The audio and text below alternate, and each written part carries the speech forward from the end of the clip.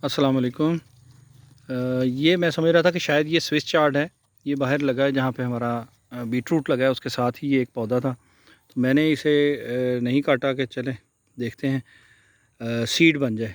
तो Swiss chart का मैं चाह रहा था कि अपना सीड तैयार हो जाए। शक्ल देखने से तो मुझे वैसे ही लग रही है, लेकिन अभी मैं थोड़ा सा हैरान इस बात पे हूँ कि ये देखें, इसके नीचे जैसे शलजम होता है, जैसे बीटरूट है, ऐसा फल बन रहा है।